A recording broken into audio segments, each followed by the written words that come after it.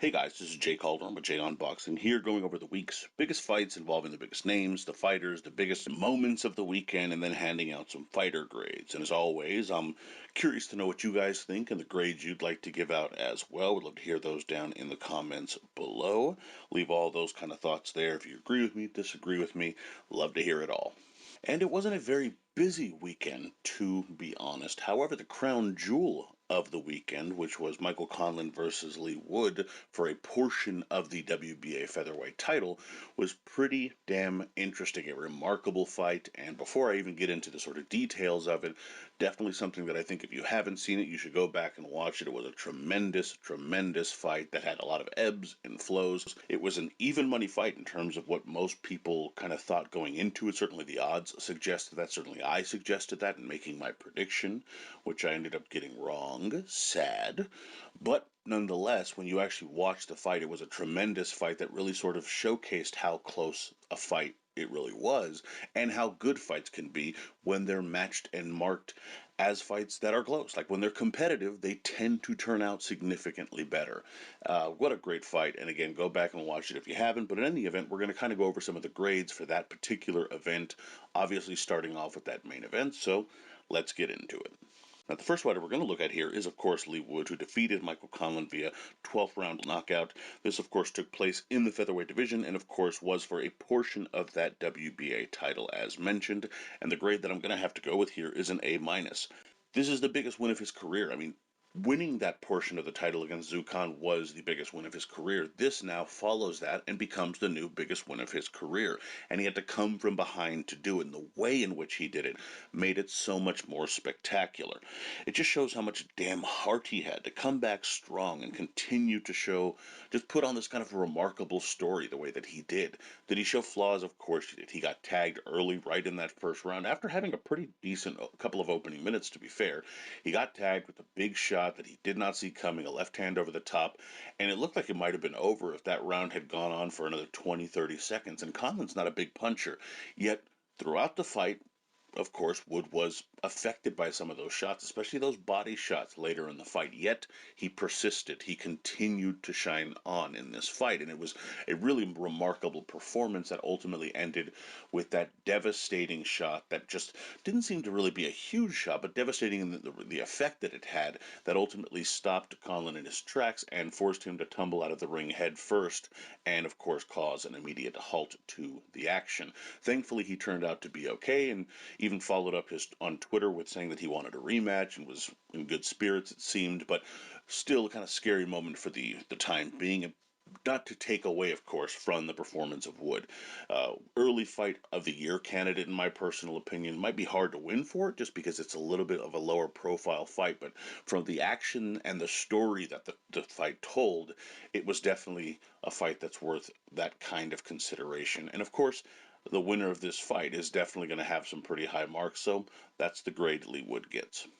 Now, the second fighter here that I'm going to mention is Michael Conlan. Of course, he had the loss to Leigh Wood via that final round knockout for that portion of the WBA featherweight title. I won't be going with a grade here only because of the way the fight ended. I just feel it's a little bit weird and kind of somewhat tasteless. Obviously, it turns out he's okay, and he did mention that on Twitter, but it just feels a little bit odd to kind of do that when a guy has such a weird, potentially severe injury that occurs to him. Again, seems okay as it stands right now, but you just never know with these kind of head trauma issues, so it's just not something that I'm particularly comfortable doing myself. What I will say is that if he is okay, and hopefully he is, these are all good signs. It's a good thing that he does want the rematch because I think he kind of needs it. To be honest, he and his team picked Leigh Wood out of all the featherweights to go after because, quite honestly, they knew this was the easiest pickings out of 126 pounds. They were willing to give up the fact that it was broadcast on DAZN and that, they're not going to be in control of a lot of those components of the fight. They knew that they were comfortable doing this because, quite frankly, they thought they were going to get another promoter to pay for his crowning moment as a titleist at 126. That didn't work out, and if he can't beat Leigh Wood, with all due respect to Wood, I don't see him having tremendous success against a lot of people at 126 pounds. Now, granted, most people had him up on the cards when he got stopped, and some would question the 11th round knockdown that he suffered while he was slipping / being hit by a shot. But the truth of the matter is he did get caught. And if he's unable to beat a guy like Leigh, who, again, with all due respect to him, is not a world beater, it remains to be seen how well he can do at the very top level. So unless he's able to come back, regroup, recuperate, and really put in the sort of performance against Leigh that you would expect him to do if he is to move on and have big things happen for him, he's going to be in a little bit of trouble, and you're going to question just how far he can go in the sport. Again, don't want to get too negative on it just because of the circumstances, but that's kind of my stance on him, as it were. Next fighter I'm going to go with here is Cully, who defeated Miguel Vasquez via 5-round knockout in the lightweight division. And the grade that I'm going to be going with here is a B minus. Now, before I get into some of the more positive things that I did like about Cully, I'm going to kind of work this the way that he worked the fight, where there were just some issues with it. He has fundamental flaws. He's a tall, rangy fighter for 135 pounds, and he's just too upright at times. But then when he's on the inside, he gets a little too small and tries to go down to his opponent's level at times.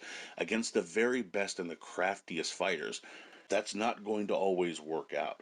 Even at times in this fight where you have a Vasquez who is significantly beyond his best days, still was able to kind of trouble him at times and catch him with some odd shots and throw him off. Now, again, Vasquez is a very unorthodox fighter to say the very least, but just the way that Cully had to, kind of deal with it and adapt early on was a little bit interesting to say the very least. That being said, he grew into the fight. He still needs to kind of grow a little bit more into his power, but as this kind of fight shows, perhaps he is doing that a little bit. He's not completely pillow fisted by any means, and to begin with, he had some nice movement, especially later in those last few rounds. He showed some decent patience after he settled down. So again, I don't want to make it seem like too negative an observation here for this performance, but I did notice those kind of glaring weaknesses early in the fight. That being said, as I mentioned, grew into it, showed a little more power, showed some movement, some good angles. He was able to turn them. His anticipation for his shots was very good as well. So certainly not a performance that lets you think that he's, without a possible chance of making something of himself. But those are just some of the things that when I looked at this fight, I thought if I were in his corner, there's certainly something I'd want to kind of work on. That being said, he certainly isn't getting that bad a grade in my personal opinion, and that's why he gets the mark he gets. And the final fighter we're going to go with here is Terri Harper, who defeated Yamila Abianeda at lightweight, and the grade that I'm going to be going with here is a B plus. Now, for what the fight was, I think it was a decent outing.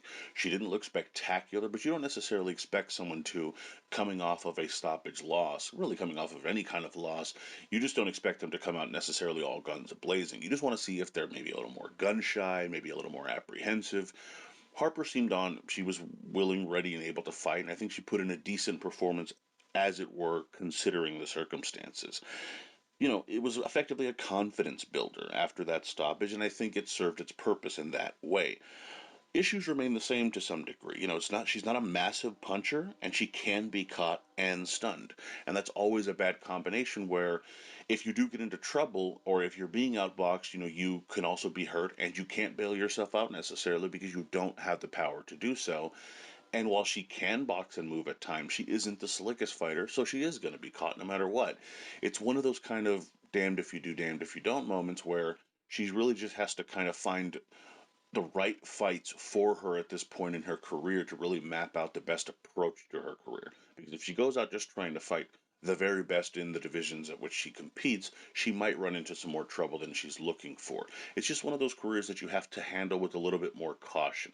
That being said, it does not mean that she cannot continue to obviously win titles and pick up wins against impressive names. That's not to say that she can't do that at all, but it's just a situation where you have to be a little more cautious with matchmaking, with how you take on these fights, and her approach in these fights as well. In any event, let me know what you guys think down in the comments about your, personal grades, and if you agree with mine, disagree with mine. Who was your sort of standout fighter, and why was it, of course, Leigh Wood? Would love to hear all your thoughts on those kind of things down in the comments, of course. Please be sure to like, comment, share, subscribe, and follow me on Twitter at jcalderon_JOB, and you can email me at jagunboxing@gmail.com. Would love to hear from you there. Also, be sure to check out jagunboxing.com for schedule, results, betting odds, rankings, and more, all that good stuff. Of course, be sure to check out my upcoming predictions for this weekend as well. And as always, until next time.